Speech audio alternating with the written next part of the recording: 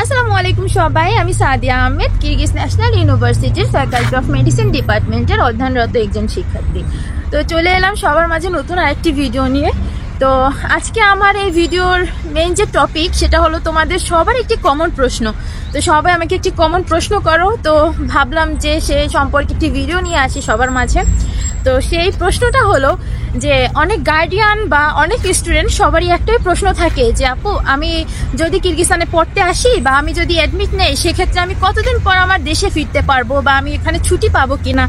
আবার অনেক বাবা মা জিজ্ঞেস করে, আঙ্কেল আন্টিরা, যে আমি আমার বাচ্চাকে তো ওখানে পড়তে দিলাম, তো আমি যদি নিজে চাই যে আমি ওখানে যেতে পারবো কিনা, আমি ওর সাথে দেখা করতে যেতে পারবো কিনা, বা ও একটা সেমিস্টারে আসলো না দেশে, তো আমি যদি চাই আমি সেখানে যেতে পারবো কিনা ওর কাছে। তো সেই সম্পর্কে আজকে আমার ভিডিওটা। তো চলো ভিডিওটা শুরু করা যায়। তো আমি প্রথমেই বলবো যে ভাইয়া এবং আপু, তোমাদের উদ্দেশ্যে যে আমরা যারা স্টুডেন্ট আছি এখানে আমাদের প্রতি সেশনে, মানে আমরা যদি চাই আমরা প্রতি সেশনে আমাদের নিজ দেশে ফিরতে পারি।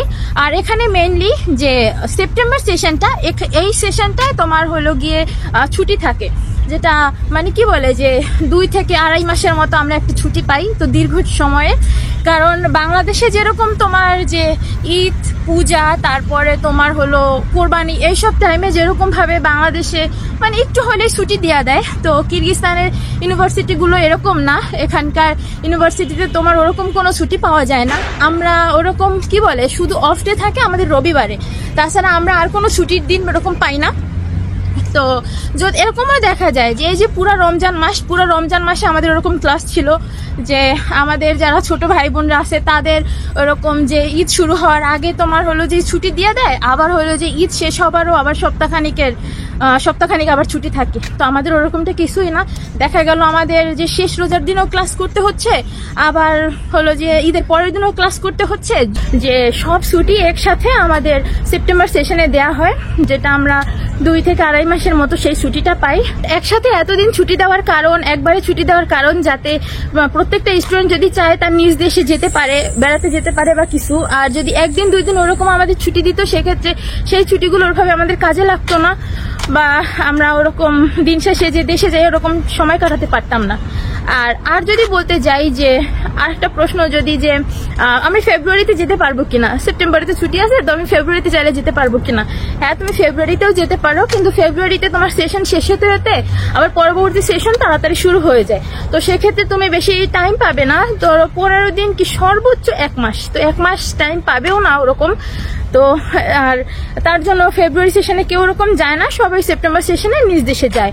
আর আবার আরও একটা প্রশ্ন, যে আমার যদি ধরো ফ্যামিলিতে কোনো সমস্যা হলো বা আল্লাহ না করুক কোনো একটা দুর্ঘটনা ঘটলো, সেক্ষেত্রে আমি দেশে যেতে পারবো কিনা, বা সেক্ষেত্রে আঙ্কেল আন্টিরা প্রশ্ন করে যে আমার বাচ্চা আসতে পারবে কিনা। হ্যাঁ, সেক্ষেত্রে যেতে পারবে। সেক্ষেত্রে আসার পরে তোমার ইউনিভার্সিটিতে আবার আবেদন করতে হয়, ইউনিভার্সিটি থেকে তোমার স্টাফটা নিতে হয় যে আমি এই কারণে আমি আমার দেশে ছিলাম।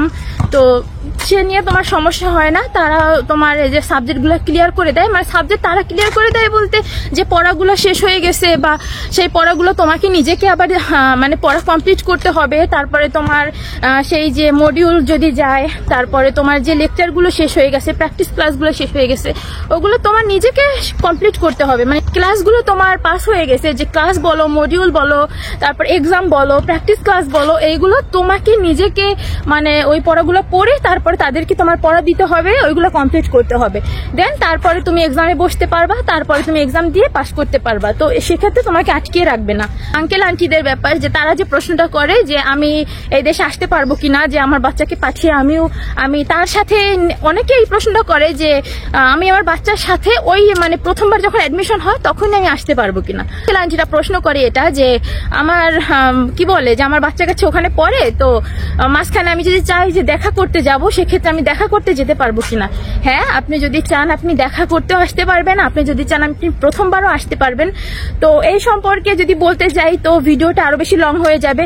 তো এই সম্পর্কে যদি আপনার ওরকম জানতে হয়, সেক্ষেত্রে আপনি ইনবক্সে আমাকে হলো গিয়ে নক দিতে পারেন। ইনবক্সে আমার সাথে কলে কথা বলে আমি ডিটেলসে আসবে তখন আপনাকে বলে দিব সবটা। আমি আমার বিগত ভিডিওগুলোতে আমি বলেছি কিরগিজ ন্যাশনাল সম্পর্কে। কিরগিজ ন্যাশনাল ইউনিভার্সিটি কিরগিজস্তানের একটি পুরাতন মেডিকেল ইউনিভার্সিটি। কিরগিজস্তানের সর্বপ্রথম কিরগিজ ন্যাশনাল ইউনিভার্সিটি প্রতিষ্ঠা করা হয়, যেটি কিরগিজস্তান স্বাধীনতা লাভ করার আগে।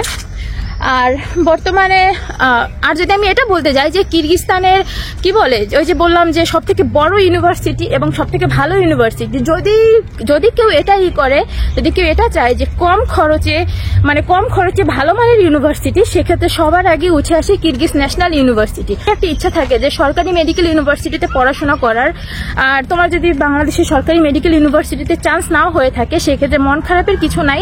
দেশের বাহিরে স্বনামধন্য একটি মেডিকেল ইউনিভার্সিটি যেটি কিরগিজ ন্যাশনাল ইউনিভার্সিটি, এখানে এডমিশন নিতে পারো। সেক্ষেত্রে বর্তমানে সেপ্টেম্বর সেশন ওপেন আছে, তুমি চাইলে তোমার কাগজপত্র ডকুমেন্টস সবকিছু দিয়ে তুমি এখানে এডমিশন নিতে পারো। সেক্ষেত্রে আমার সাথে যোগাযোগ করতে পারো।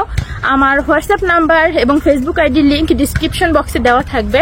যে কোনো প্রয়োজনে আমাকে নক করতে পারো এবং আমার সাথে যোগাযোগ করতে পারো। এবং এই কিরগিজস্তানের এডমিশন বিষয়ক হোক, ইউনিভার্সিটি রিলেটেড হোক, যদি কিছু জানার থাকে আমার কাছে সরাসরি আমার সাথে যোগাযোগ করতে পারো। সেক্ষেত্রে আমার হোয়াটসঅ্যাপ নাম্বার এবং ফেসবুক আইডির লিঙ্ক ডিসক্রিপশন বক্সে দেওয়া থাকবে। তো আমি আমার ভিডিওটা আর বেশি বড় করব না। তো ভিডিওটা যদি ভালো লেগে থাকে অবশ্যই চ্যানেলটি সাবস্ক্রাইব করবে এবং পরবর্তী ভিডিও দেখার জন্য সবাইকে আমন্ত্রণ জানাচ্ছি। আজকের ভিডিওটি দেখার জন্য সবাইকে অনেক অনেক ধন্যবাদ। তো আল্লাহ হাফিজ, আসসালামু আলাইকুম।